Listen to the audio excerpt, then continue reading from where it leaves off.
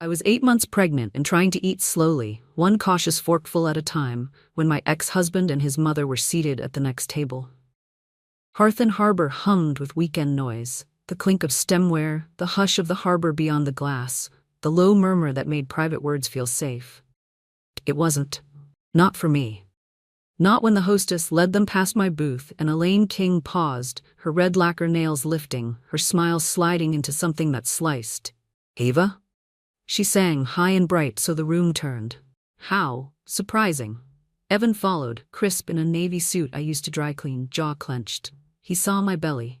His eyes did something ugly I'd never seen before. I was halfway to standing, one hand behind me on the vinyl, one hand on my stomach. "I'll move," I said, throat dry. "You can have the corner." "No," Elaine said. "Let's stay. We should catch up." She took the table inches from mine and waved the sous chef over like it was her living room. She didn't sit before leaning toward me. "Congratulations," she cooed, "and condolences to whoever the father is." Laughter, 2 tables over. I felt the heat crawl up my neck. The baby pushed against my ribs, a small foot reminding me to breathe. Evan's gaze didn't leave me. 8 months, he said, flat. "Do the math." I did. He wanted the room to do it too. We had signed the divorce papers 7 months ago. We'd separated before that.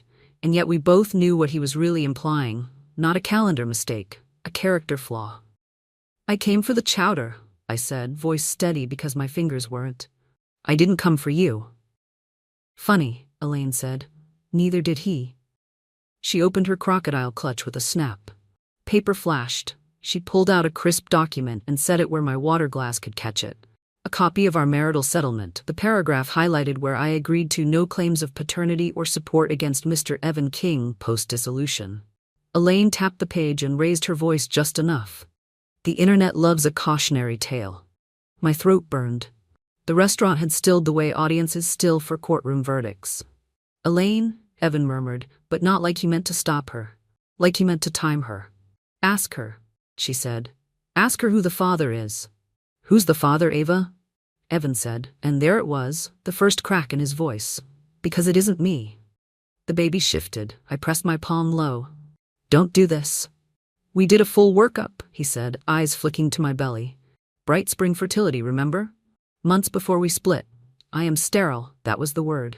My hearing tunneled. I remembered the white hallways, the lemon disinfectant, the folder I took home with the logo that looked like a seed splitting. I remembered the way Evan couldn't look at me when the doctor said azoospermia in a tone people use to narrate car wrecks. Elaine smiled without teeth. "So either you cheated back then," she said, sweet as poison, "or you cheated immediately after and got very lucky very fast." A busboy clipped my table. My water tipped. Ice spattered the settlement. Diners pretended to be absorbed in menus. Someone lifted a phone. I stood. My knees wobbled. "I'm leaving." I reached for my bag. Elaine shifted casually and her clutch tilted. A corner of sea glass blue peeked out, Bright Spring's exact shade. In the second it took for light to glance off it, I saw more. My maiden name printed wrong on a label. Ava Hart. Someone's sloppy double T. A yellow sticky note stuck to the envelope's edge with 3 words in a slanted hand. "Whitaker, destroy duplicates." My breath snagged. I blinked once hard and my hand moved by itself. I lifted my phone and pretended to check a text. I snapped a photo of the clutch. "Sit down," Elaine told me, noticing nothing. "You should eat, for the baby." She did that thing with her face like kindness was a coat she could put on and take off. "I'd hate for you to pass out on camera." "Elaine," Evan said, softer, but his eyes were still on me. "Just answer. Tell me the truth." I met his stare. "You want the truth?" I asked, and my voice surprised me. It had a new edge, something quieter than rage and colder than fear. I nodded at the flash of blue in his mother's clutch. "Then why is your mother carrying a Bright Spring file with my name on it and a note to destroy duplicates?" The color went out of Evan's face. A waitress stopped mid-step. Elaine's hand closed the clutch so fast the clasp clicked like a gun. "Don't invent," she said. "I don't have to," I said. No one breathed. The sea outside knocked itself against the pilings because somebody had to make noise. I felt the baby shift again like he knew the room was a jury. "Sit," Elaine repeated, icy now. "You are causing a scene." I held her gaze and didn't sit. "I'm not the one staging it." Evan swallowed. He looked at his mother. He looked back at me. What does that mean? It means, I said, either Bright Spring made a mistake or someone paid them to. Elaine's smile came back. It was colder. And do you have proof of that, dear? I lifted my phone. I might. Her eyes dipped to it. She reached out a little too quickly. I stepped back. Don't touch me, I said, and my voice shook now, not from fear, but from the way the ground under a lie starts to crack. The baby kicked strong and sure. I didn't sit. I left. In the restroom, the light was silver and unkind.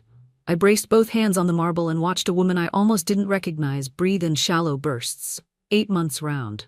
Hair scraped back. Eyes ringed because sleep has been a rumor for weeks. I pressed my thumb and forefinger to my nose until the tingling behind my eyes blinked out. I counted to 8, 1 for each month, because counting gives panic offense. When I looked up, I wasn't the same. Fear had been my first feeling, humiliation my second. Now something else moved in, a slow, heavy calm. It felt like the bottom of a lake. It felt like ground. Plot before panic, I told myself, stealing words from the productivity podcasts that used to fill the house we no longer owned. If Bright Spring lied, something left fingerprints. I opened my phone. Photos, the clutch, the label, Ava Hart, and the sticky note with Dr. Whitaker's name. I zoomed until pixels broke apart. Behind the clutch's frame, another sliver. A metal keycard with a Sharpie scrawl, BSPR file 0622, EK, June 22nd, our anniversary. I swallowed hard. That day we'd tried to turn ritual into rescue, held hands in that clinic like a ceremony could save us. No matter what, Evan had said, and then months later he left anyway. Proof, I thought, or a trail to it. A voicemail icon blinked, an old notification I never cleared. Unknown number. I hit play.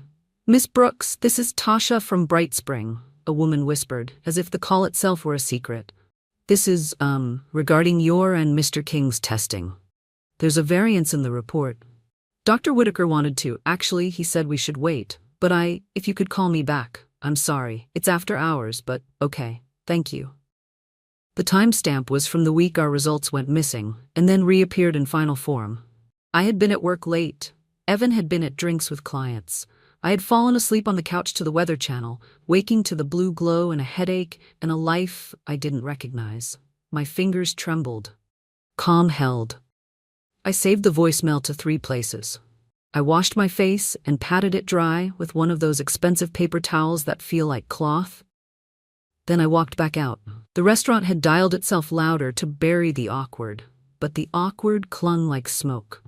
Evan and Elaine were at the bar now, not their table. Elaine's clutch lay open between them like a pet. Evan's shoulders were tight enough to snap. I slid into a shadow by the service station. The bartender leaned in, but Elaine leaned closer to her phone. No, she hissed, too sharp for politeness. You're not understanding me, Charles. If that file exists, you make it not exist. A beat. Yes, the Zoo 622 consent. I don't care if the storage is off-site, you have keys, that is what I paid for. I didn't breathe. I hit record. I got her voice, the words, the names. Dr. Charles Whitaker, off-site storage, paid. Evan said something I couldn't catch. Elaine's reply rang, You think I dragged you out of a bad marriage for nothing? You think I'm going to watch her take you back with a baby and a sob story? Ice cracked in a glass. I won't fix it. The bartender glanced at me. I pressed a finger to my lips. He looked away with the neutral skill of men who've seen too much. Proof, I thought again, the word heavier now. I stepped out of the shadow, walked straight to them, tucked my hair behind my ear because my hands needed a task that wasn't trembling. Elaine, I said, you dropped this. I held out the printed settlement she'd weaponized. I placed it like a napkin back on the bar. Evan flinched. Elaine didn't move. Also, I said, voice clear enough to scrape the ceiling, you should lock your clutch. Her chin lifted a millimeter. Excuse me? Your key card, I said, the one marked with our anniversary and Evan's initials. It's going to fall out. A table behind us went quiet again. Evan looked at his mother. Then at the clutch. Then at me. What key card? Elaine laughed. It sounded like a blade on glass. You really should stay out of things you don't understand, Ava. Then explain it, I said. Explain the voicemail from your clinic that said our report had a variance before it magically reappeared worse. Explain why your donor gala receipts use the same LLC you used for that consultant, Whitaker. Explain why you're calling him to make things not exist. Voicemail? Evan's voice cracked. I held up my phone. Hit speaker. Tasha's whisper spilled into the bar. A couple by the window turned around. The bartender stepped back. Elaine's face didn't move, but something in her shoulders did. The tiniest flinch. "You recorded me," she said flat. "No," I said. "You recorded yourself?" Evan stared, the processing visible now, like watching a man do math he'd thought he'd never need. I saw the boy I'd loved under there, the one who'd taught me how to ride the green line without getting trapped in the wrong car, the one who'd cried when his father died and didn't hide it. He looked at me like the ground had shifted. "You told me," he said to his mother, voice low, "that the clinic was impeccable, that the results were clean." "And they were," Elaine snapped. "Cleaned." He recoiled. "Mom," the word felt like an indictment. A manager approached, palms up. "Is everything okay here?" "No," I said, and heard how steady I sounded. "But it will be." I slid my phone into my back pocket. The baby rolled, a small wave under my skin. Determination settled where fear had lived. I looked at Evan. "You wanted the truth," I said. "So do I." His throat moved. "Ava, save it," Elaine cut in. "She's manipulating you." "Am I?" I asked. I tilted my head. "Or am I just done being manipulated?" Elaine lifted her clutch. She closed it like a curtain. She stood like a verdict. "You think a baby will fix what you broke?" she said. "You always were naive." I smiled then. It was small. It scared her more than if I'd screamed. "This isn't about fixing anything," I said. "It's about showing what you broke."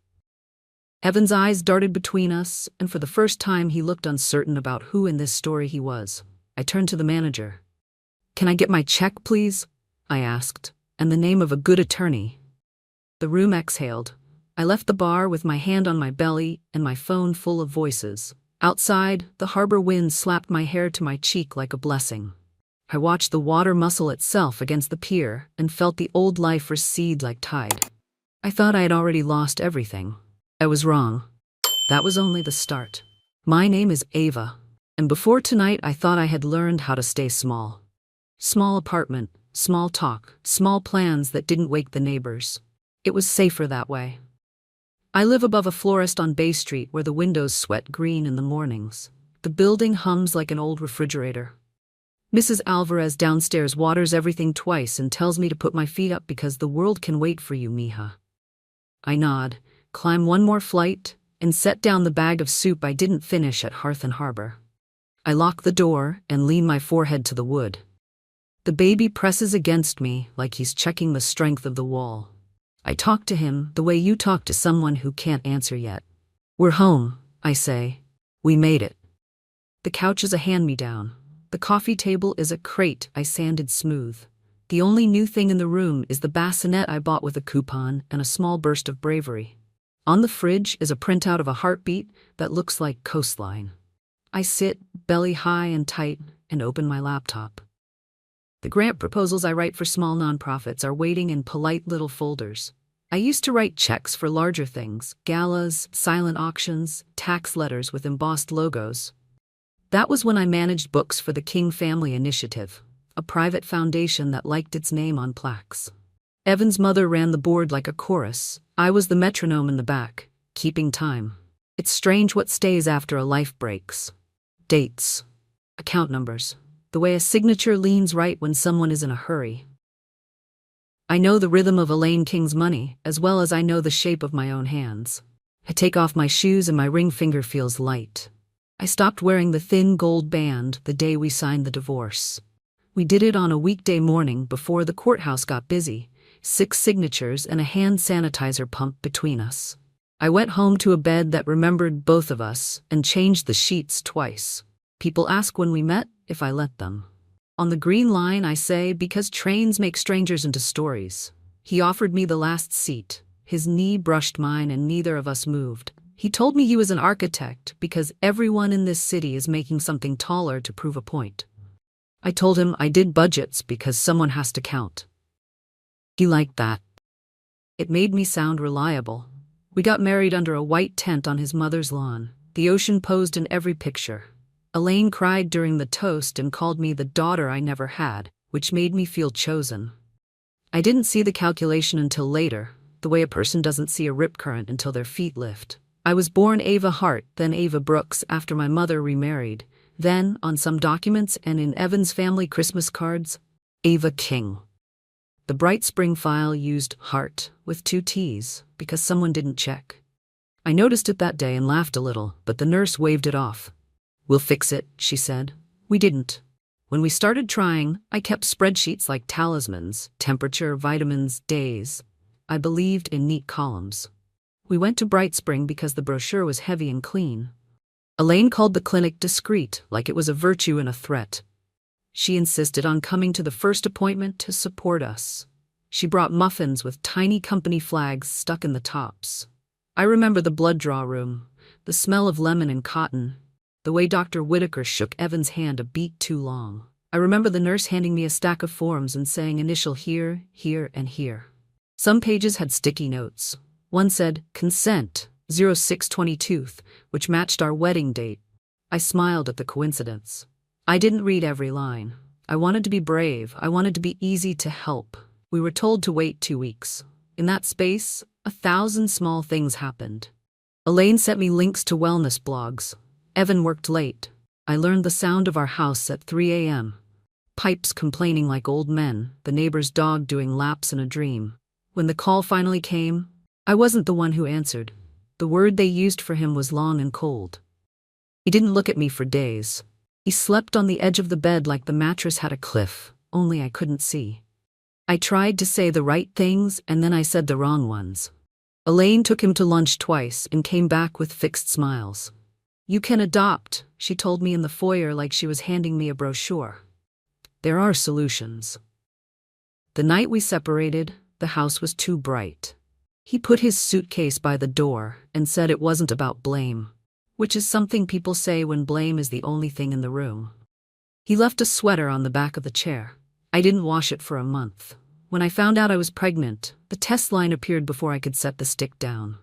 I sat on the bathroom floor between the tub and the sink and let the air go in and out by itself. 8 weeks, 10, 12. I took pictures of a fruit on my phone to match the size and saved them in a folder named Seagrass because the words soothed me. I texted him a photo of the sonogram. It bounced. His number had changed. I sent an email to his work. The reply came not from him but from legal, a polite wall of language that included the phrase, "Direct all communication through counsel." Elaine sent a separate note that said, "Do the decent thing," without specifying for whom. The math here looks ugly from the outside. I know that. We signed papers 7 months ago. People who don't count by weeks think 8 months looks like scandal. People who do count know a clock can start earlier than anyone sees. I stopped explaining the difference at week 15. I open a drawer and pull out a folder with my name printed neatly on the tab. Brooks, Ava. Inside are copies of the things I could pry loose from my old life. I kept a receipt from a consulting retainer paid by the foundation to Whitaker Solutions LLC, dated a week before our clinic appointment. I kept a donor pledge acknowledgement listing Bright Spring as a beneficiary of the King Family Initiative for a research partnership, signed by Elaine with her pen that leaves a scratch at the downstroke of the K. At the time it looked like philanthropy. Tonight it looks like something else. My phone buzzes on the table. Unknown number. I let it ring twice and pick up. A whisper. "Miss Brooks?" "This is Tasha from Bright Spring." The same careful voice from the voicemail. I shouldn't call, but I thought, after hours is safer. I stand without knowing I'm standing. "I'm listening. They told us to purge duplicates last month," she says. I didn't. I moved one set to offsite. If you come tomorrow morning, I can show you the intake sheet with your name spelled wrong, the consent with different initials, and the lab log from 6/22. "Why are you telling me this?" "Because it's wrong," she says, and the word lands between us like a weight. "And because your mother she stops. "Because someone's been in our files without signing the access book." I look at the bassinet, at the printout on the fridge. "Where?" "Back entrance," she says. "Bright Spring Research Annex. Use the alley. 7:30. Don't be late." The line clicks dead. I stare at my reflection in the black glass of the TV. My face looks older than it did at dinner, not in a bad way. Like someone who has decided something heavy and set it down in the right place. A tightening runs across my belly, more pressure than pain. I breathe through it. "Not yet," I tell the little life inside me. We have one more thing to do. I text Mrs. Alvarez to ask if she can watch my keys in the morning and pretend it's a joke. She sends back 3 praying hands and a heart. I pull my suitcase from under the bed and lay out something that buttons in the front. I choose flats I can run in if I have to. I slide my phone into the charger and back up the audio recording to cloud, to email, to a thumb drive I tape under the kitchen drawer. I take the printed settlement with its highlighted paragraph and tuck it next to the receipt for Whitaker's retainer. Paper can still matter. On my nightstand is a photo from the year things were simple. We're on a ferry. Evan's hair is blown sideways, and I'm laughing into my scarf, and behind us the city is a skyline of promises. I turn the frame face down. I'm not throwing it away. I'm just placing it in the past where it belongs. The baby hiccups. I press my palm there and count the tiny knocks. We're going to be early, I whisper, before the doors open. Outside, a car door slams. Somewhere down the block, a gull argues with a dumpster. My building settles around me like an old friend. I pack a granola bar and the prenatal vitamins I never remember at the right time. Then I write a note in case something goes wrong. Names, numbers, the address of the annex. I fold it and put it in my pocket. I don't plan to need it. Planning is different than expecting. In the bathroom, I study the woman in the mirror one more time. Not small, not tonight. I smooth my shirt over the roundness that is both burden and anchor. I practice saying my name the way I want it heard when I walk in at 7:30. Ava Brooks. Calm, precise, unafraid. I turn off the light and leave the living room lamp on low. I set an alarm and a backup, and then I do the strangest thing I've done in months. I sleep. Morning comes gray, the kind of sky that can't decide whether to rain. I dress before the alarm finishes ringing. The baby feels heavy, low, as if reminding me that time is short. I pack the folder, the thumb drive, a bottle of water. Mrs. Alvarez knocks once, early as promised, and presses a silver St. Jude medal into my hand. For impossible things, she says. I nod, slip it into my pocket, and head into the city. Bay Street smells of salt and diesel. Buses grind past. The harbor is a flat sheet of metal. I walk instead of calling a cab because I need the ground under me, steady and slow. Every block I remind myself, 7:30. Back entrance, alley. The Bright Spring Annex sits behind the glossy main clinic like a forgotten sibling. The main doors gleam with polished steel and tinted glass, but the annex is brick, 2 stories, windows half-painted shut. Delivery trucks idle by the side. No sign, just a keypad on a service door. Tasha waits by a dumpster, hoodie pulled low. She looks younger than I expected, maybe 22, 23. She shifts when she sees me, then straightens. You came. You called, I answer. She glances at my stomach. We need to be quick. She swipes a card, punches a code, and the metal door clicks. Inside smells like cardboard and bleach. A corridor runs between stacks of boxes labeled with numbers, months, and codes. Fluorescent lights hum above. This is storage, she whispers. Patient intake forms, labs, consent sheets. They tell us to shred duplicates, but some things didn't sit right. She leads me down an aisle, stops at a cabinet, and pulls a folder already marked with a yellow sticky. My name, misspelled, Hart. She opens it on a metal table. Pages fan out. Consent form, intake questionnaire, test log. On one page, the initials don't match mine, rounder, neater, like someone practiced a copy. On another, the date of collection reads 0622, but the signature block is blank. I run a finger over the ink. Who had access to this? Supervisors, Dr. Whitaker, and she bites her lip. One external reviewer, special authorization, a donor liaison name-coded as EKF. My chest tightens. Elaine King Foundation. Tasha nods once. She visited that week. She signed the access book wrong, just initials. But I scanned it. She pulls a phone from her pocket, shows me a photo. EKF 0623. File access, Brooks Ava. I take out my phone, photograph everything. Why help me? Because my brother got caught in one of their research partnerships. They promised him coverage for a trial, then buried him in paperwork when it failed. He died. Nobody cared. I saw your name, recognized the donor link, and I couldn't watch it again. I want to say thank you, but the words feel too small. Instead, I gather the pages, my hands shaking. This proves tampering, she nods. But careful.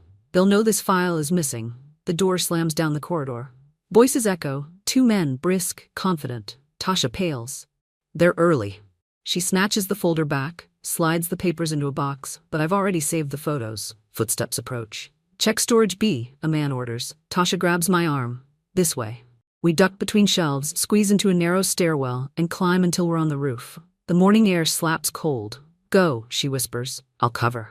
I hesitate. What if they? She shakes her head. I know how to play dumb, you don't. She pushes the door shut between us. I cross the roof, down a fire escape, into the alley. My heart hammers.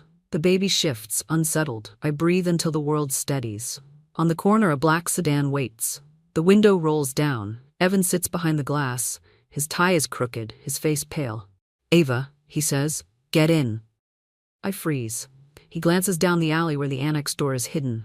I know where you were. My mother called me last night. She said you're chasing ghosts, but I don't think she told me everything. The city noise dulls. The car idles.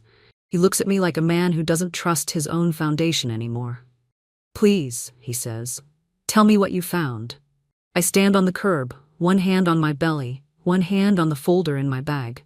The morning feels like a scale tipping, and for the first time, I wonder if Evan might be more ally than enemy.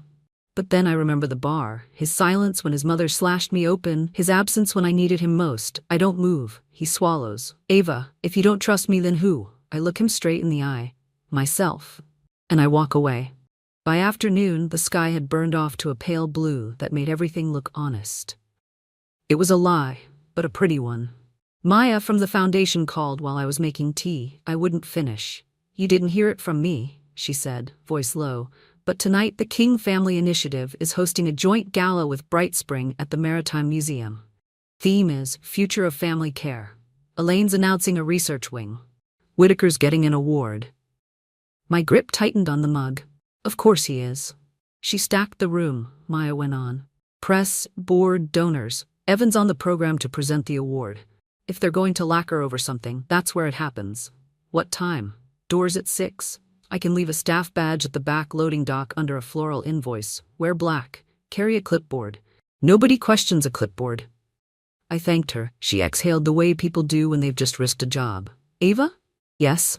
Take care of yourself. And record everything. I put the phone down and stared at the small wave of tea moving in the cup. Then I ironed a black dress that still fit, slipped on flats, and pinned my hair away from my face. I tucked the St. Jude medal into my bag next to the thumb drive and the folder. I stood at the door and felt for the baby's quiet. He rolled once like a nod. The museum sits at the edge of the harbor, glass and steel wrapped around a suspended whale skeleton the length of a bus. Inside, lights pooled on glossy floors, white orchids spilled out of clear vases. A quartet sawed through something elegant near the stair. Staff in black hurried past with radios clipped to their belts. I walked the service corridor that smelled like dust and lemons and found the loading dock. A cart of florist boxes waited, and under an invoice, as promised, a lanyard. Staff, logistics.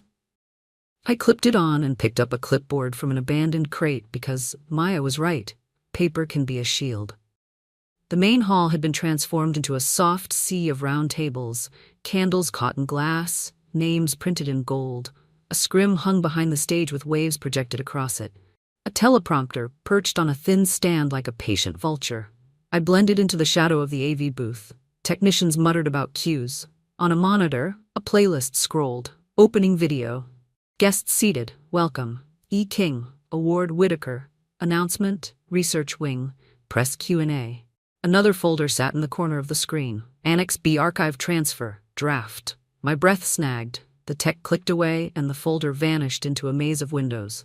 Excuse me, I said, friendly, carrying the clipboard like a passport. Miss King wanted the revised script loaded? The younger tech, hair in his eyes, shrugged toward a thumb drive. Already on here, we're good. I nodded and drifted, letting the room wrap around me. She arrived in a slice of camera flashes. Elaine in midnight silk and diamonds that would pay a mortgage. Evan walked a step behind, no tie clip, hair too neat. When his eyes flicked across the hall and caught mine, the world tightened for a beat. He stopped, started, stopped again. A woman I didn't know touched his sleeve, tall, glossy, a guest for optics, and he remembered how to move. Ladies and gentlemen, the MC sang into the mic, please take your seats. I slipped along the wall, past the donor board listing the night's patrons. One plaque caught my eye. Archival Modernization of Bright Spring Research Annex, sponsored by EKF. Next to it, a rendering of rows of sleek cabinets. The caption crowed about integrity and compliance. I snapped a photo. A staffer frowned at me, then saw the lanyard and looked away. Maya found me near the kitchen doors. She pressed a folded sheet into my hand. "Run of show," she hissed. "Look at line 14. I opened it. 14. Q. Audit success slide. Certification graphic. Talking point. 100% compliance post-reorganization. My stomach went cold. "They're writing the headline," she grimaced. "Also, look at Table 1. I scanned the seating chart. Table 1. Elaine King, Dr. Charles Whitaker, Evan King's guest, Board Chair, City Health Commissioner. A note in the margin. Place media at Table 4. You know who." I looked for the names. Sophie Garner, Harbor Ledger. Quinn Ortiz, Channel 5. The city's cleanest knives. "Garner's good," Maya whispered. "If you need a friendly ear." "Not yet," I said, but my fingers had already memorized the paper. Elaine stepped to the podium, the room silenced like a dial. She smiled the smile people wear in oil portraits. "Tonight," she said, "we celebrate the power of partnership. Bright Spring has been a beacon in family care, and with the King Family Initiative support, we are proud to announce—" I didn't hear the rest because Dr. Whitaker had slipped off to the side and taken a call near the service stairs. I drifted that way, the way steam goes where the crack is. "Yes, Annex B is clean," he murmured. "The June logs are flagged, but the purge is scheduled for Monday. The donor liaison signed off. No paper trail. Old access book is already, modernized." He laughed softly, a sound with no warmth in it. "Yes, she's loud, but we've structured this evening to reset the narrative. After today, it's all compliance banners and wails. Relax." I lifted my phone waist high and tapped the record once. The words slid in. The service door swung and a waiter backed through with a tray. I tucked the phone under the clipboard, the way women have always hidden things where no one expects them. Back in the hall, the award segment had begun. Evan stood behind the lucite podium reading into the glow. "Dr. Whitaker has guided families with grace and rigor," he read, voice steady. "Under his leadership, Bright Spring has achieved full audit alignment, and—" He glanced up, our eyes pinned. Something faltered. He paused a hair too long, then found the next line and went on. When he handed Whitaker the award, their handshake held the shape of a deal. Applause gathered like rain on a tin roof. Cameras snapped. Whitaker lifted the glass star, humble as a man who rehearses humility. "We are honored," he said, "to partner with such a visionary foundation." I edged toward Table 4. Sophie Garner sat with a notebook and a face that didn't blink often. Up close, she looked like someone who has learned to listen until people forget they're speaking. I sidled near, angled my lanyard so she'd clock it, and brushed the corner of her table with my clipboard. "Careful," she said without looking up. Then lower, "You look like you're here for more than refilling candles." "I used to run budgets here," I said, eyes on the stage. "If you ever wanted to know where the money actually went, hypothetically, of course, I'd know where to look." She slid a card under the napkin without breaking her gaze. "Hypothetically, call me tomorrow, after the fireworks." I palmed the card. "There might be a fuse tonight." "I brought a pen," she said. Her mouth almost smiled. A volunteer with a headset intercepted me by the wings. "Are you Ava?" My spine tightened. "Who's asking?" "Stage manager. Miss King wants this delivered to Dr. Whitaker after his speech." She held out a white envelope, thick with paper. Across the front, in neat block letters, "Annex transfer Monday." The corner showed a copy of a table, chain of custody update 622. The top margin had a penciled note. EKF keycard credentials to be deactivated after pull. "Sure," I said, casual as I could manage, and slipped it under the clipboard. I wove between tables, then ducked behind a curtain near the model of a ship's hull. I opened the flap just enough to read the first page, a list of file numbers, dates, initials. Next to 0622 an asterisk, replace access log page, destroy duplicates, confirm donor liaison sign-off, EKF. In the corner, Whitaker's signature. My heart climbed into my throat. I snapped photos fast, breathing shallow so the pages wouldn't shake. "Excuse me." The voice came from the dark. Security, thick-shouldered, polite, the way a wall is polite. "What are you doing back here?" "Envelope for Dr. Whitaker," I said, flashing the lanyard. "Stage manager sent me." He eyed the clipboard, one of those long beats where a decision takes place. The house lights dipped for the next video, and his radio crackled with someone calling him to the front. He made a choice. Fine, deliver it and clear the wings. I slid the envelope back together, smoothed it, and stepped out. Whitaker was shaking hands in a cluster of donors. Elaine was 10 feet away, accepting congratulations like tribute. Evan stood off to the side, scanning the room. He saw me again, started toward me, stopped when his mother laid a hand on his sleeve. I placed the envelope in Whitaker's hand. From stage. He glanced at it, then at me, eyes sliding over my face with the quick cataloging of a man used to forgetting women. Thank you. As he tucked it inside his jacket, I clicked my pen and oops, dropped it. When I bent to pick it up, my free hand brushed his pocket, soft as an apology, and the corner of the envelope slid just enough for my phone to catch the label. Annex transfer, Monday, good.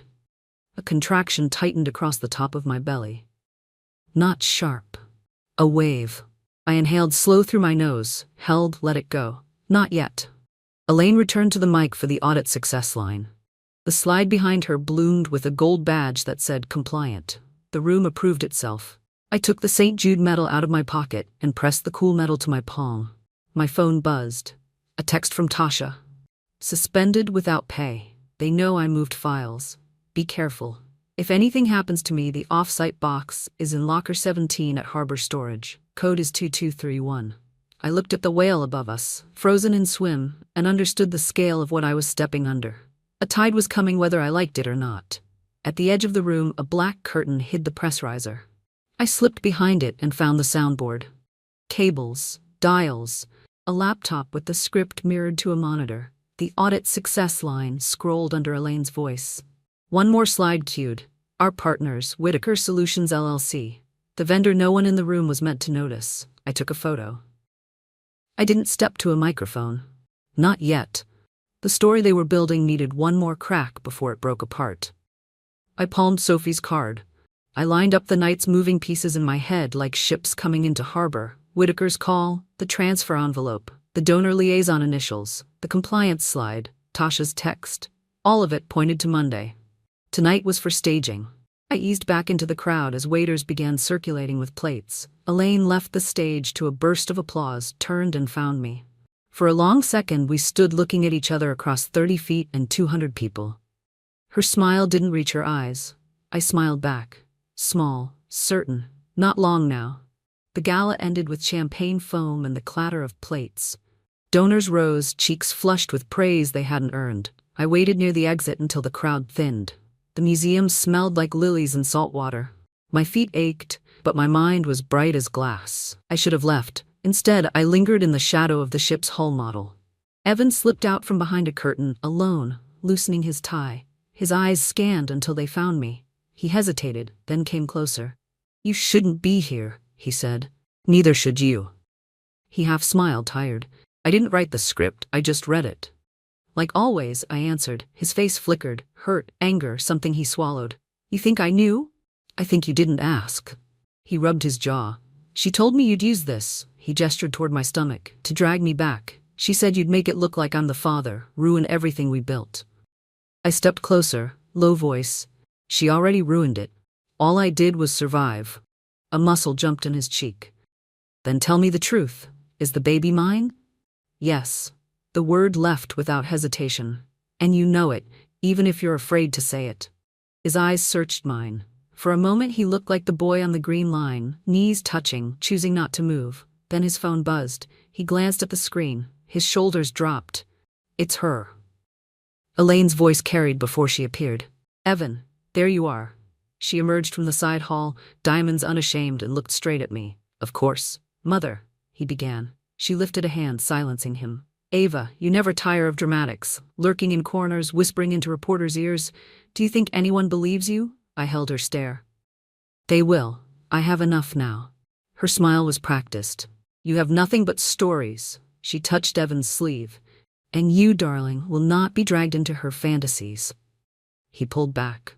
Mom, I heard Whitaker tonight. I heard what he said about the logs. Her eyes flashed. You misheard. I didn't. His voice steadied. And I saw the envelope. Why are you authorizing file transfers with your initials? Her tone sharpened. Because someone has to protect this family from scandal. Do you want headlines about infertility? Do you want board members walking? Everything I've done was to protect you. To protect me? His voice rose. Or to control me? People turned. A donor couple slowed at the coat check, pretending to fuss with scarves. Elaine noticed, lowered her tone, and stepped closer. So close I smelled her perfume. You think the baby is yours, she whispered. It isn't. I made sure of that. The floor tilted under me. Evan went pale. What? She leaned in, her smile fixed for anyone watching. Brightspring doesn't just test. They provide solutions. You think conception is a miracle? Miracles can be arranged for a price, and I paid it. Better a child from a donor than a lie about you. My hand gripped the railing. You switched the samples. Her eyes glittered. I secured your future. Evan's voice cracked. You changed the results? I ensured the right results, she said. And in 10 years you'll thank me when you're at the head of this foundation without baggage. The word burned. Baggage. She meant me. She meant the baby. I drew in a slow breath. You can twist papers, you can buy doctors, but you can't erase blood. He is your son's child, and one day you'll see his face and know. Elaine's mask slipped for a second, the way porcelain cracks when heat finds a flaw. Then she recovered, sharp as glass. If you dare to appear in public with that claim, I'll bury you under lawsuits until you choke, and no judge in this city will touch me. She turned to Evan, her voice suddenly soft, maternal. Come home, don't let her undo everything. His jaw worked. He looked at me, at her, at the floor. Silence stretched until it cut. Then he stepped back. I need time, he muttered. Elaine exhaled like she'd won. She linked her arm through his and steered him toward the door. Over her shoulder she said sweetly, Sleep well, Ava, you'll need the rest. I stood under the suspended wail, the echo of their footsteps fading, the baby pressing against my ribs like he was pushing me forward. For the first time, I knew exactly what I was fighting. Not just lies, not just silence, but a woman who believed she could decide whose child deserved to exist, and she had just confessed it to me. By late morning, my phone lit with a push alert.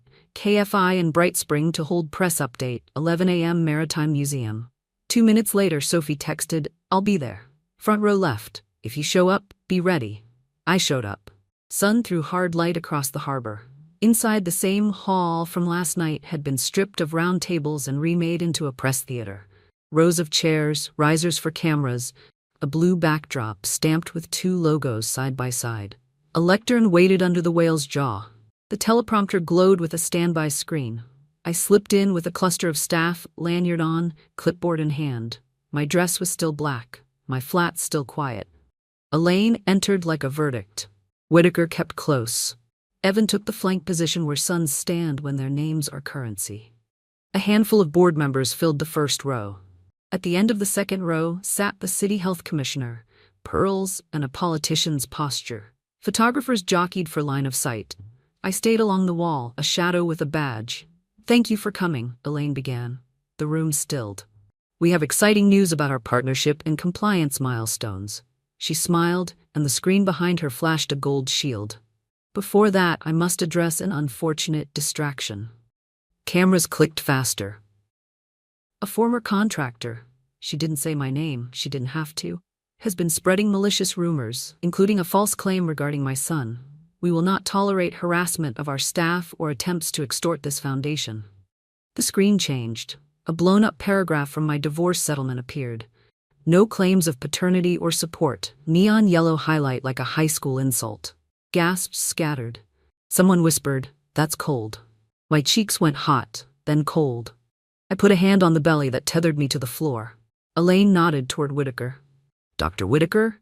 He stepped to the mic, voice silk. "We stand by our testing. We stand by our audit. The integrity of our clinic is beyond reproach." He didn't say my name either. He didn't have to. Any alleged variance was corrected under protocol. We are grateful for the King Family Initiative's support in modernizing our archives. Sophie wrote fast, head tilted. Quinn Ortiz from Channel 5 angled his mic. A reporter shot a hand up. "Is Mr. King infertile, yes or no?" Elaine's smile didn't move. "Our family's medical details are private. What I can say is this: my son is being targeted. We will protect him, our patients, and this mission." She shifted paper on the lectern like it weighed nothing. "We have also secured a temporary restraining order to ensure safety at our facilities." She glanced to the aisle. "Deputy?" A door hissed. A uniformed man stepped forward, papers in hand, scanning faces. He stopped on me like a heat-seeking device finds the only candle. "Miss Ava Brooks." Every head turned. The room rearranged itself around me. "That's me," I said, even though my throat had dried to salt. He read in a clear voice meant for courtrooms and crowded halls. "You are hereby served with a temporary restraining order issued by Judge Keene at 9:04 a.m. today, barring contact with Evan King and prohibiting entry to KFI or Bright Spring properties for 30 days. He held out the packet. "Sign here to acknowledge receipt." Flashbulbs popped. A boom mic tilted toward us like a vulture peering over a fence. I took the papers. The top page used a word I'd never seen next to my name: stalker. Another page cited trespass at Bright Spring Annex at approximately 7:31 hours, supported by surveillance video observed by security. My breath snagged. They had the stairwell camera, not Tasha's face but mine. "Do you understand?" the deputy asked. "I understand," I said and signed. Elaine's voice buttered the silence. "Let this be a reminder," she said, looking straight at the cameras and a little past them, "that we will not be intimidated." Whitaker folded his hands, a portrait of serene authority. Evan stared at a point on the floor like he could fall through it and into water. "Question," Sophie called, standing. Her tone was calm, her eyes sharp. "Will you release the full audit, including chain of custody logs for June 22nd and any donor liaison access records?" Whitaker didn't blink. "We don't discuss internal process with the press," Elaine smiled. "Our attorneys will handle any requests appropriately." "Follow-up," Sophie said. "Will you confirm whether EKF appears on those logs?" Elaine's smile thinned. "No." I stepped into the aisle, voice steady but carrying. "Why not, Elaine? If it's clean, show it." A murmur rippled. The deputy moved closer. Security did too. "Ms. Brooks," Elaine called, all graciousness now, like she was lowering a ladder, "please respect the order and leave. You are clearly under strain. This is not the place." "This is exactly the place," I said. "You called it. You put my private life on a screen. You turned my pregnancy into a headline. At least let the truth join the party." A stronger wave cinched across my stomach. I breathed like the nurse had shown me at week 28, in through the nose, out through the mouth, counting. The deputy watched, unsure if he should offer a chair or a warning. "Miss Brooks," Whitaker added, voice lemon-sweet, "false claims put patients at risk. If you need support services, Bright Spring has counselors." I laughed. It came out wrong, cracked at the edge. "You think I came here for counseling?" I raised my phone. "I came here for this." I hit play on the recording of his call from last night, volume all the way up. His voice filled the hall, tinny but clear. "Annex B is clean. The June logs are flagged, but the purge is scheduled for Monday. The donor liaison signed off. No paper trail, old access book is already, modernized." Head snapped to the stage. Elaine's mask flashed, then froze. Whitaker's mouth tightened, half-second, then released. "Deepfakes are a modern scourge," he said smoothly, almost overlapping the last word of his own voice. "We will not dignify manipulated audio." "That's your tone, Doctor?" Sophie said, not smiling now. "It's quite distinctive." Security stepped between me and the riser. The deputy gestured toward the door. My body went cold with a kind of clarity. I looked at Evan. He didn't move. He didn't speak. He stared at me like he might say something if the room would look away for 1 second. The room didn't. "Miss Brooks," the deputy said, softer, "let's go." I pocketed the phone and let him guide me up the aisle.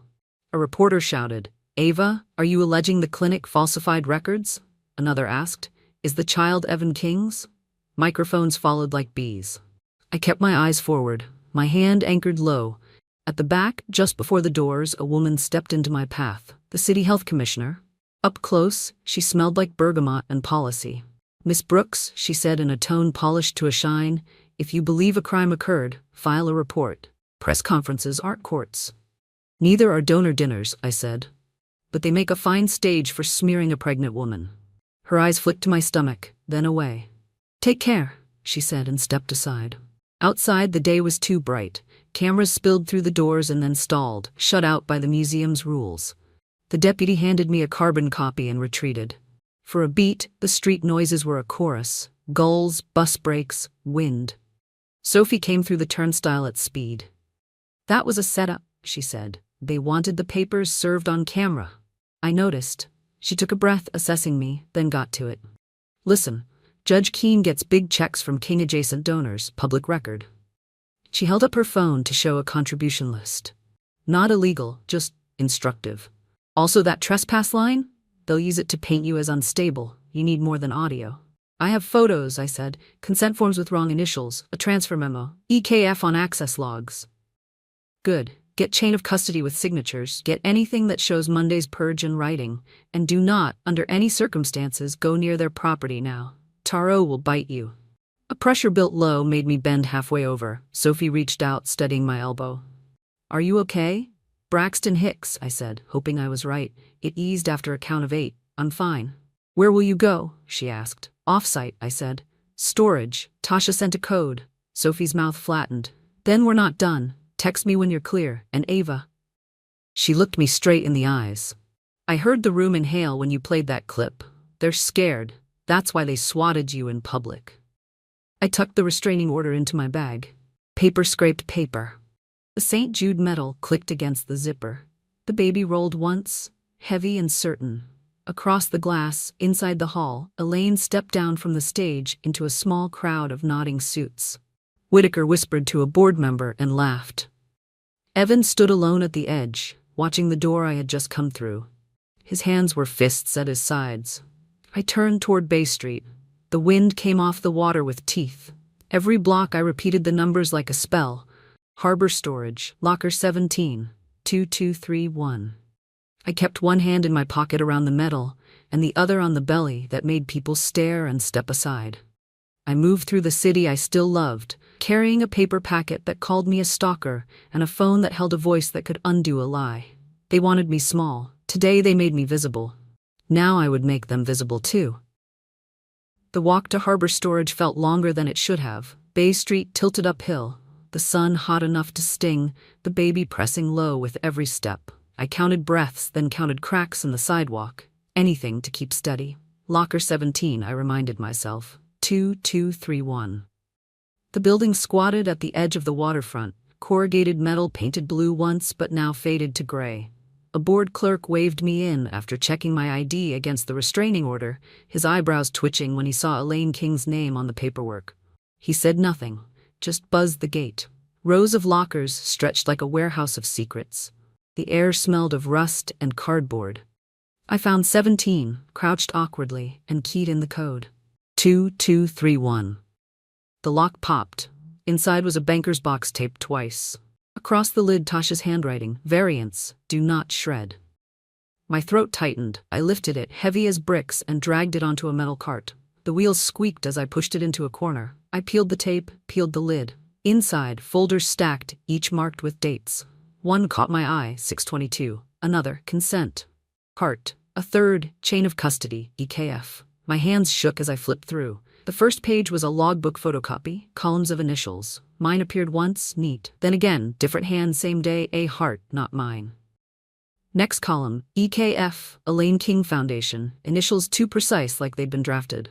The next folder held lab slips. One page stamped variants, C. Supervisor. A sticky note still clung. Duplicate destroyed 625th per CW. CW. Charles Whitaker. At the bottom of the box was a manila envelope. I opened it and nearly choked. Inside was a signed donor agreement, amount 6 figures, from Elaine King Foundation to Bright Spring Research, earmarked, Reproductive Integrity Initiative. The payment cleared the day before our test. I snapped photos of everything. My phone buzzed halfway through. A new text, unknown number, leave the box, walk away. Last warning. The air went colder. I glanced up. The corridor was empty. The clerk's booth was 50 feet away, but felt like another country. I shoved the papers back into the box, retaped it as best I could, but slipped the donor agreement into my bag. Paper-proof. The kind that doesn't vanish with excuses. When I stepped out, the clerk avoided my eyes. Someone called about that unit, he muttered. Asked if anyone had been by. Said they were family. Did you tell them my name? He hesitated. They already knew. I walked out fast, every shadow on the street feeling longer. By the time I reached my building, the pressure in my belly had sharpened into rhythm. A squeeze, a release. Then again, 8 minutes later. I dropped the bag on the couch and leaned against the wall, breathing. Not yet, I whispered. Please, not yet. Mrs. Alvarez knocked. as if she felt it. You're pale, Misha. Sit. I shook my head. I need to copy these first.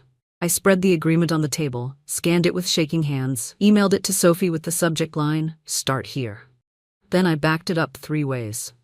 The next contraction hit harder, forcing me to grip the chair. Mrs. Alvarez's eyes widened. Hospital? Not yet. If I go now, they'll come after me there. She pressed a cool cloth to my neck. You cannot fight them if you collapse first.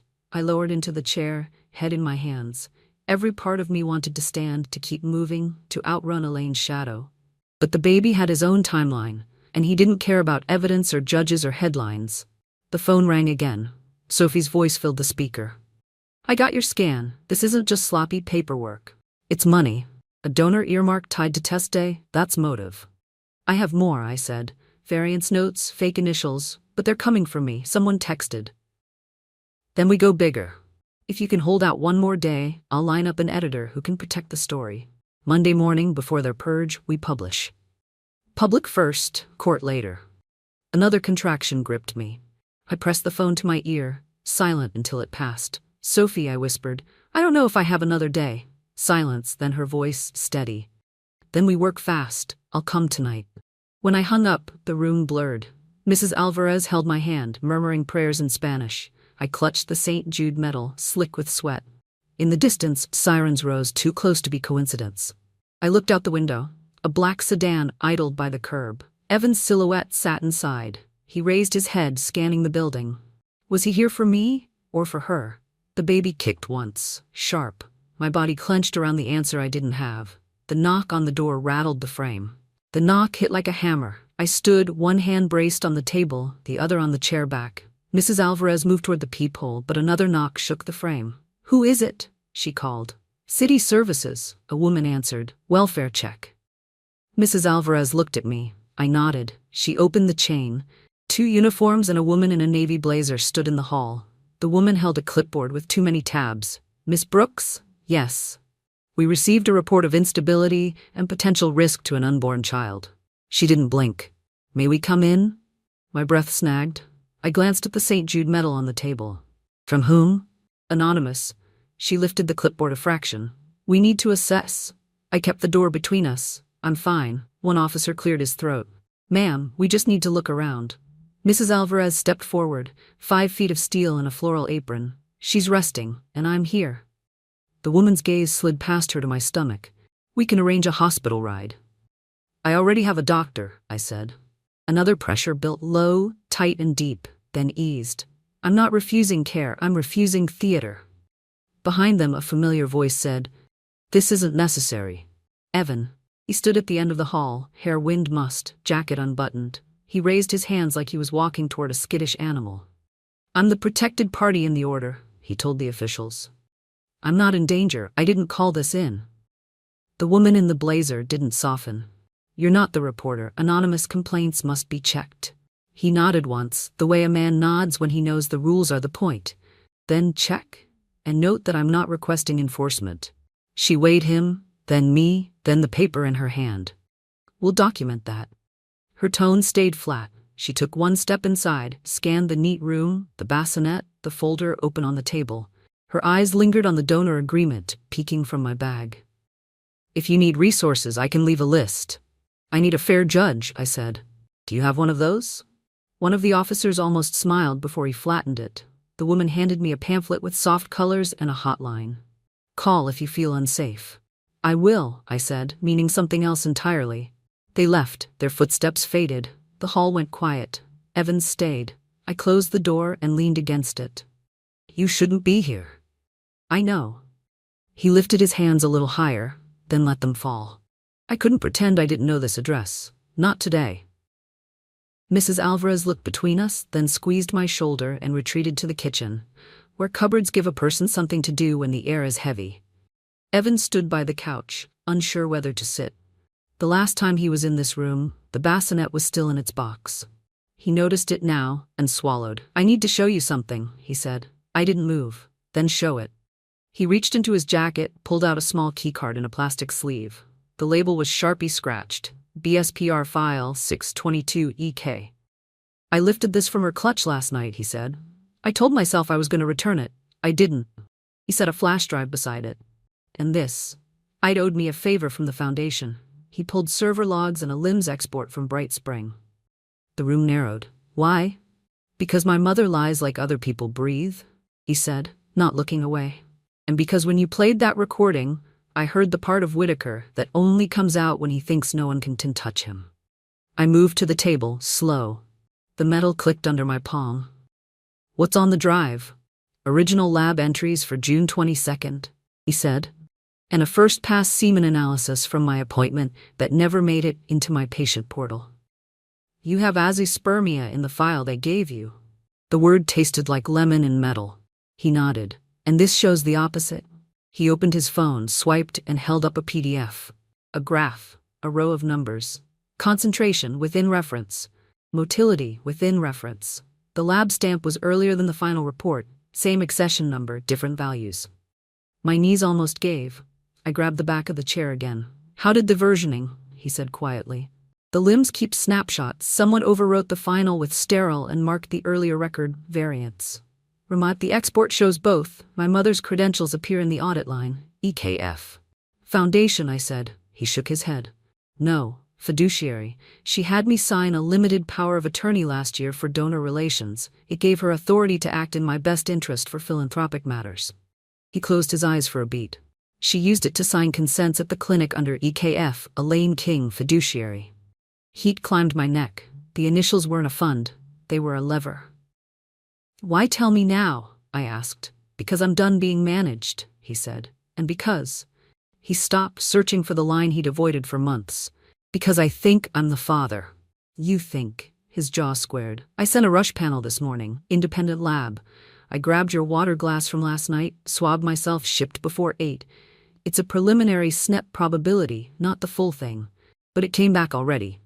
He turned the phone, screen bright. Paternity likelihood, 99.4%, preliminary, maternal-paternal SNP concordance. His voice went rough. They'll send the full report tomorrow. The room tilted. The clock on the stove ticked like a metronome gone brave. My hand found the chair, then found him. He didn't reach for me. He held still, like sudden movement would frighten something sacred. Another contraction rolled in, the kind your body doesn't let you talk through. I breathed around it, bowed my head, then straightened. You need a hospital, he said, already reaching for his phone. No. I caught his wrist. Not yet. If I go now, they'll put me in a room with a file Whitaker can touch and a social worker who answers to donors. I need 2 more hours. 2 hours for what? To move the last piece. I pulled the donor agreement from my bag and slid it across the table. This ties money to the day they marked you as sterile. I need chain of custody with signatures to glue it. Your keycard gets us into Annex B, but I can't set foot there now. TRO. He looked at the plastic sleeve, then at me. So I go. You go, I said, and you record everything. The wall clock, the hallway, the logbook. If there's an access page to replace, it will be waiting in a folder labeled Transfer Monday. Take photos, don't pocket anything. They'll tag you as a thief. We need images with time. He stared, then nodded. Where do I meet you after? Sophie's office, I said. 2 blocks from the ledger. She'll call an editor who won't fold. He picked up the keycard. It shook just a little. He closed his hand around it until the shake stopped. From the kitchen, Mrs. Alvarez called, He needs a hat. Because that's what she says when someone is about to walk into a storm. He almost smiled. I'll be fast. You'll be careful, I said. He looked at me like he finally heard the difference. I'll be careful. He reached the door, then turned back. Eva, about last night, about the bar, I should have.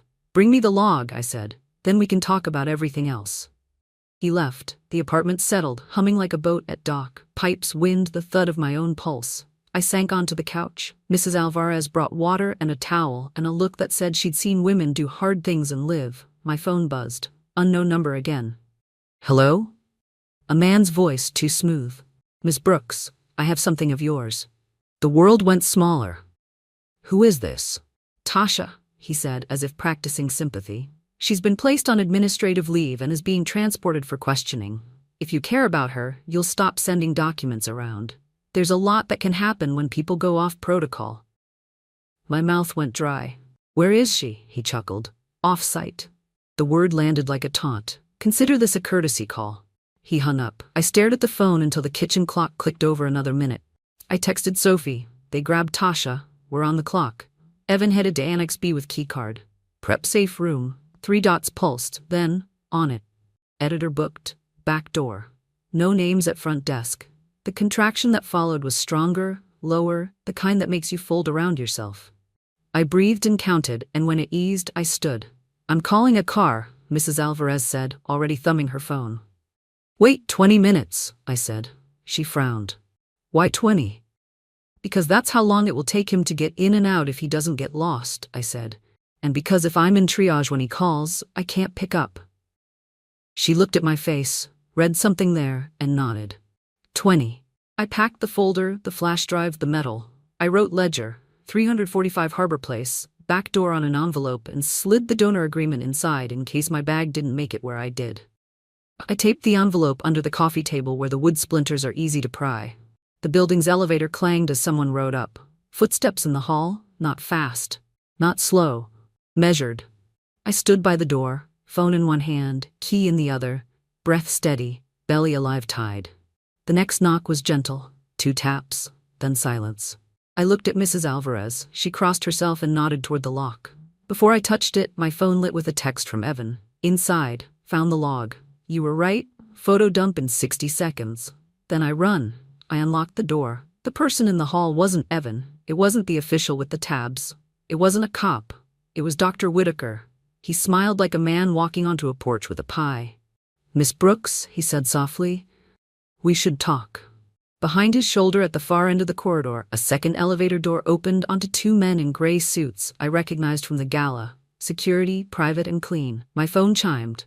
Photos began to pour in. Pages, signatures, a line that read, "Replace access page. Destroy duplicates. EKF sign-off."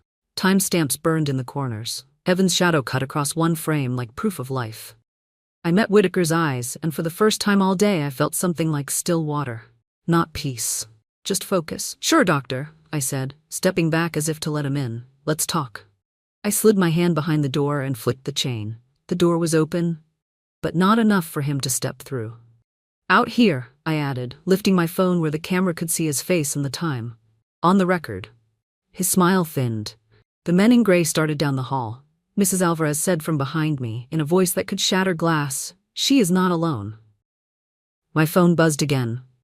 "Dump sent. I'm out. Evan."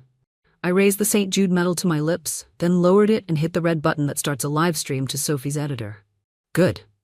I told Whitaker as the men drew closer. "Because neither am I." Whitaker's smile thinned when he saw the red light on my phone camera. He stepped back half a pace, adjusting his tie, pretending it was the hallway air and not the lens. The 2 men in gray stopped mid-stride, caught in the fact of being recorded. "Turn that off," Whitaker said lightly, like a parent coaxing a child. "You're under stress. No one wants this broadcast." "Then leave," I said. His eyes flicked past me to Mrs. Alvarez, who stood with her arms crossed and a kitchen knife angled down her apron like it had always lived there. "This isn't safe," he said. "For the baby. For you. If you cooperate, we can arrange a private resolution." I kept the phone raised. Resolution or purge? The word hit. His eyelid twitched. The men shifted. One reached into his jacket, then froze when I panned the phone toward him. Live stream meant no edits. Every second was proof. Whitaker smoothed his expression. "You've misunderstood." "No," I said. "I finally understand." My phone buzzed. "Sophie, stream is live. We're mirroring. Keep him talking." So I did. "Why destroy June records? Protocols evolve." His tone was silk. "We reformat data to comply with standards." "Then why your signature on duplicates marked variants destroyed 625? For the first time his jaw locked. "Dr. Whitaker," I pressed, "why did Elaine King Foundation money clear the day before our test?" His hand twitched toward his pocket. The men shifted again. I felt Mrs. Alvarez step closer, not with fear but with the solid weight of witness. "I'm going to stop this," Whitaker said, and reached for the phone. I slammed the door chain shut. The gap narrowed. His hand smacked the wood. The sound cracked like a gavel. The live stream caught his voice, raised now. "You're jeopardizing more than yourself. Do you understand who you're fighting?" "I do," I said. "That's why I'm still standing." The men muttered. One pulled out his own phone, speaking low, agitated. Whitaker exhaled, smoothed himself and stepped back. "We'll speak again," he said. "Preferably before you embarrass yourself further." He turned, crisp, and walked down the hall, the men in gray trailing. The door vibrated as Mrs. Alvarez slammed it shut and set the deadbolt. My body sagged against it. The contraction that followed bent me double. She caught my elbow. "Hospital, now." I shook my head, fighting for breath. "Not yet, Evan." As if summoned, my phone buzzed again. A photo filled the screen. Chain of custody, June 22nd. 4 lines of initials. Mine. The forged A heart. Then EKF. And finally, C. Whitaker. The signature looped like a flourish. The timestamp in the corner read 0814. Underneath the note, replace page with corrected access record. Old version to be shredded Monday. I saved it 3 times before my hands steadied. Another message followed. Evan's text, "Got it all. Heading to Ledger. Meet us safe." Relief flushed hot, then cold. He'd made it out. He had the images. We had the chain. The next contraction hit like a wave breaking rocks. I dropped to my knees, breath torn. Mrs. Alvarez crouched with me, steady hands on my shoulders. "No more waiting, Mia. It's time." I nodded, finally. My body had decided. We moved fast. She grabbed my bag, I clutched the metal, and we shuffled to the elevator. Outside, the street boiled with late traffic. She waved down a cab with a shout that startled pigeons. As the driver pulled into the lane, I checked my phone. Sophie's text blinked. Stream pulled 10K viewers in minutes. Ledger editor on standby, bring docs to back door. Tonight, we publish. I typed with shaking hands. Hospital first, then Ledger. Hold them steady till I get there. The cab shot forward. The baby pressed low, insistent, alive. I pressed my palm against the curve of my stomach. "We're almost there," I whispered. Then, as the skyline rose, I thought of Whitaker's last words. "Do you understand who you're fighting?" And realized he hadn't said it as a question. He'd said it as a warning. And tomorrow, the warning would turn into war. The cab slid under the hospital overhang and everything turned fluorescent. A nurse with quick eyes took one look at me and said, "Triage 3. I gripped the rail. Mrs. Alvarez gripped my elbow. We moved like a 3-legged race. A resident asked the first question that mattered. "Do you want to be listed confidential? No information to callers or visitors?" "Yes," I said. "No visitors except Mrs. Alvarez. And mark the chart. No Bright Spring affiliates. No King Family Initiative representatives." I spelled the names. The resident wrote them down like an oath. They strapped on a monitor. Gallops filled the room. Steady, sure. Relief loosened my shoulders. The contraction faded. Another didn't come right away. The nurse glanced at the strip and raised one brow. "Baby looks good. You might be early. Or dehydrated. Let's see." I signed a patient rights form and an opt-out for marketing calls. I kept my phone in my hand. Someone had taught me to make room for both worlds. Sophie texted, "Editor waiting. Legal looped. Bring everything." I typed, "On monitor. Early maybe. Give me 2 hours." She sent a thumbs up and the short address to a back alley door. The nurse set a cup of ice chips in my palm. "You look like someone who hasn't had lunch." I had a press conference instead. She smiled without asking. She ticked vitals off with calm hands. "You're 35 weeks? 36 on Tuesday." She nodded. "Not our first rodeo. If this is false labor, fluids will quiet it. If not, you're meeting your kid today." She checked the name band around my wrist. "Whoever he is, he likes that heartbeat." He did. The room filled with it. A hospital gown does its best to make you feel small. I refused. I braided my hair to keep it out of my face and tied the braid with the St. Jude cord. I asked for a second gown and wore it backwards as a robe. In the bathroom mirror, the swelling around my eyes looked like a map of the last 24 hours. I ran cold water, patted my face dry, and found a woman I recognized. Not neat, not soft, but clear. When I came back, the resident had a clipboard and a question. "There's a protective order naming Mr. Evan King. Do you want us to notify security if he shows up?" I swallowed. "He isn't a threat. Note that the protected party is not requesting enforcement." She blinked. "Okay," she wrote it. "Do you want him here?" I considered the monitor, the paper curling out like a lie detector that finally told something true. "Not yet. He's working." Half an hour later, the stripe on the monitor told a story I liked. Contractions slowed. The nurse squeezed my hand. "Early. Let's hydrate and see." A push alert bloomed on my phone. Harbor Ledger, Clinic, Foundation face new questions after livestream. The headline preview was a single short line of fuse. Sophie had cut a teaser. 10 seconds of Whitaker's voice and a still of Elaine with the gold badge projected behind her. My phone buzzed again. Evan, delivered photo set to Ledger secure folder. Legal wants me to sign a release for the LIMS export and my test results. I said yes. I typed, sign it, and a HIPAA release to print your preliminary snip.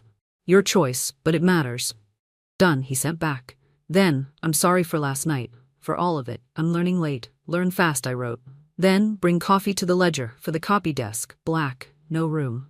A peace offering, that was also a task. He answered with a single check mark. The nurse checked the printout. You're not dilating.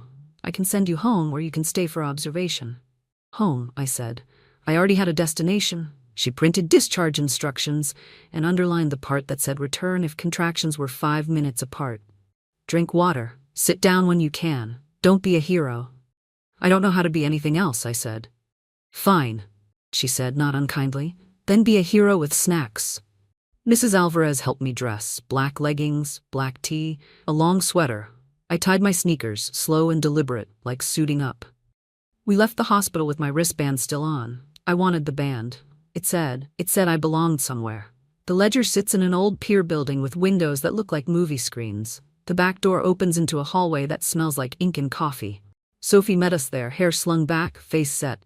You okay? Hydrated, I said. And timed. Where? She led us through a bullpen humming with quiet urgency. Monitors glowed blue. The big wall screen looped a draft headline. An editor with rolled sleeves and a legal pad stood by a glass-walled conference room. He shook my hand like I was a partner. David Cho, he said. Standards and legal are on the call. You've got 10 minutes, then camera. He laid out the plan while a paralegal taped chain of custody photos to a whiteboard. The June 22nd log, the duplicate note, the EKF initials, the donor earmark. Red string would have been too much. Tape did the job. A second board mapped a timeline. June 21, EKF payment clears. June 22, click intake. June 23, access book EKF. June 25, duplicate destroyed per CW. Along the bottom, tonight, publish. Monday, state inquiry. Here's what we need, David said. Your statement on camera, name spelled correctly, permission to name you. We'll name Dr. Whitaker, we'll name Elaine King, we'll use their titles. We will seek comment from both. We will publish their responses or note if they declined. Good, I said. Don't bury the money. Put the donation in the second graph. I pointed to the board. Make the chain of custody its own breakout. People understand signatures. A woman with a calm gaze slid into the room. I'm Mara, she said. Counsel, we're good on fair report if we quote their own words. Your audio is key. We'll assert truth or opinion where appropriate. Her eyes held mine. And we'll cover you. I nodded. Thanks. Evan slipped through the back door carrying a tray and a paper sack. He looked like a person who had been running and suddenly had permission to stop. He handed cups to the copy desk like a penance. He didn't come into the glass room. He waited by the hall with his hands in his pockets, the way you wait outside a delivery room when you can't fix anything except be present. That was enough. Camera time. A ring light raised, 2 lav mics clicked. I asked for a chair without arms. They rolled one in. David sat opposite and kept his questions short. The red light blinked. Say your name, he said. My name is Ava Brooks, I began, steady. I was 8 months pregnant when my ex-husband and his mother sat down at the next table at a restaurant and tried to erase a child with a piece of paper. The room settled around my voice. No orchestra, no special effects, just facts. I walked them through the week. The file with my name misspelled, the sticky note with Whitaker's name, the voicemail from Tasha, the call I recorded, the envelope annex transfer Monday, the chain of custody page with EKF, the donor earmark, the restraining order waved from a stage. We cut in clips and stills as I spoke. Sophie's pen skated. David only stopped me twice to clarify a time or a spelling. When he asked, "Is Evan King the father of your child?" I said yes. Then I added, he authorized the release of a preliminary independent test. He is reviewing the full report with his attorney. David nodded. That was enough for print and TV. More would come. We paused. The room exhaled. David checked with legal. Mara gave a quick nod. We're good. We're publishing, she said. Top of the site in 20. Push alert in 30. TV in 45. Call them for comment now, David said. 30 minutes to respond. Sophie was already dialing. This is Sophie Garner with the Harbor Ledger. We're running a story on Bright Spring and the King Family Initiative. We have records indicating donor-funded interference in patient testing and planned destruction of chain of custody documents. Would Dr. Whitaker like to comment? Would Miss King? She listened, then mouthed to us. No comment. She hung up. Email sent. The city health commissioner called us instead. She came on speaker with a voice tuned for microphones. We've watched the stream and received your documents. My office is opening an emergency review of Bright Springs audits and annex processes. If you have chain of custody copies, deliver them to enforcement by 9 a.m. David looked at me. I nodded. I'll bring them. Miss Brooks, the commissioner added, I'm directing hospitals to flag any outside interference in maternity care. Consider this a protective instruction, and good luck. I hung up and felt a small click inside, like a lock turning. Systems were moving, not on my timeline, but moving. In the glass, I saw my reflection overlaid on the whiteboard, the braid tight against my neck, the hospital band around my wrist, the belly high and present. I didn't look like someone's problem. I looked like someone's source. Evan tapped the glass and lifted his phone. A text from his mother blinked big across it. Come home. Stop this. He didn't reply. He put the phone face down and finally stepped inside the room.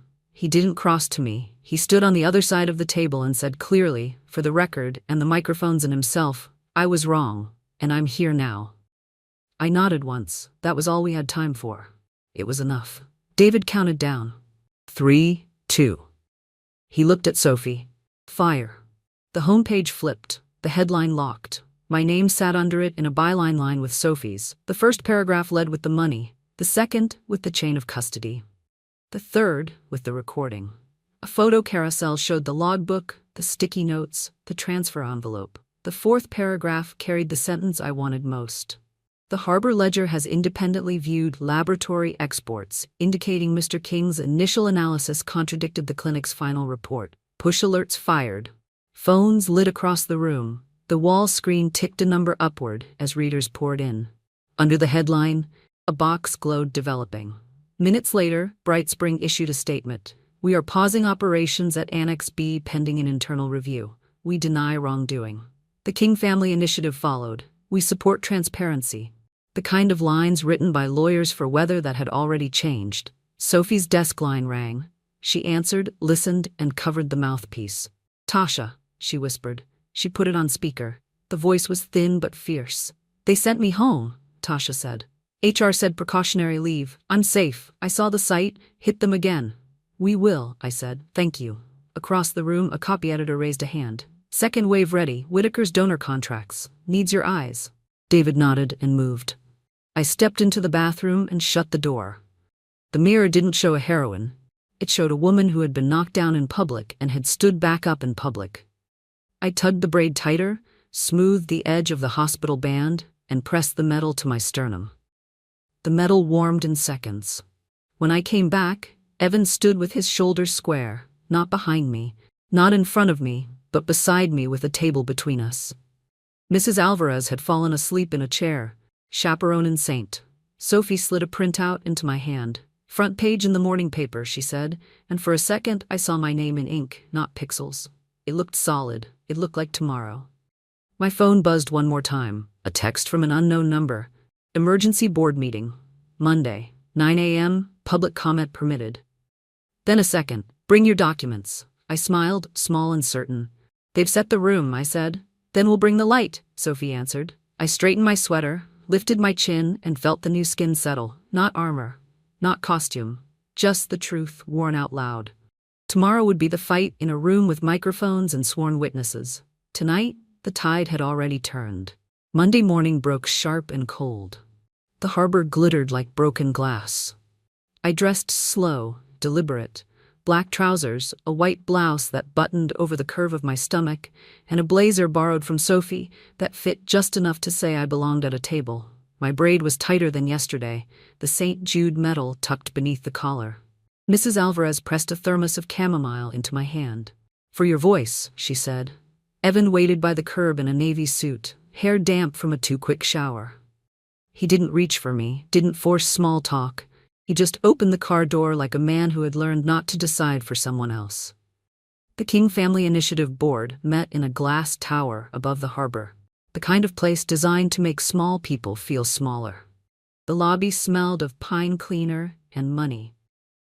Protesters stood outside the revolving doors, signs painted with phrases pulled from the ledger: chain of custody, compliance. Donor dollars, truth. Security scanned bags, but the commissioner's directive had teeth. When they saw my wristband and the letterhead copy of her order, they waved me through. Cameras flashed. Reporters shouted my name.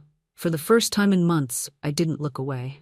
Inside, the board sat behind a long arc of polished wood. Elaine sat in the center like a queen in exile, diamonds toned down to pearls. Whitaker at her right, jaw locked. The commissioner flanked the opposite side, pen ready.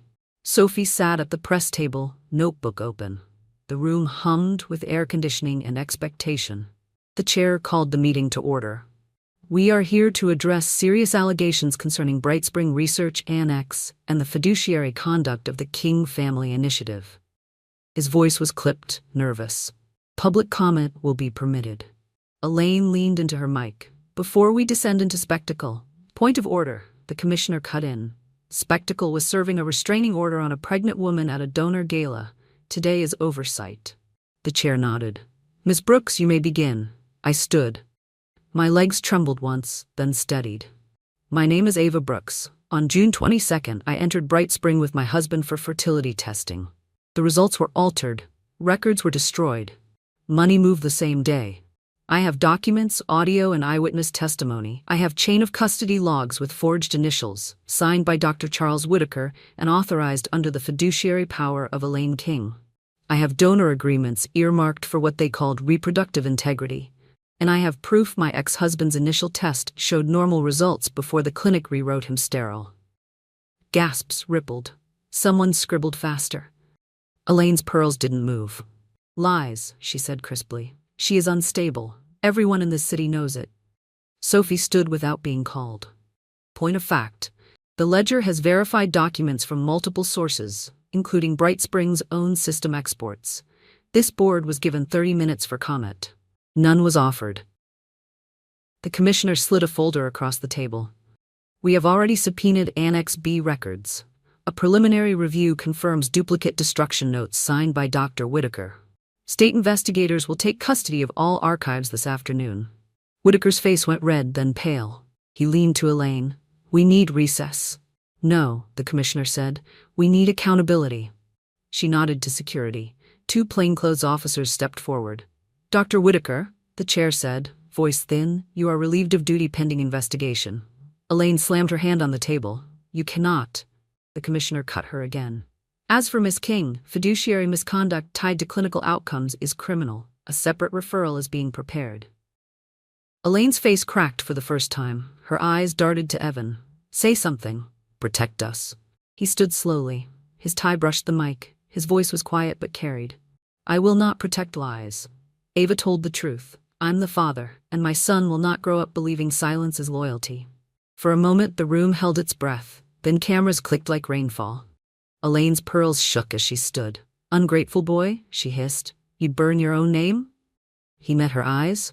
You already did.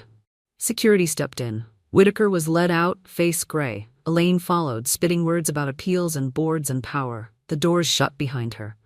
The chair cleared his throat. This board recognizes Ms. Brooks's statement. The commissioner's office will proceed. Meeting adjourned.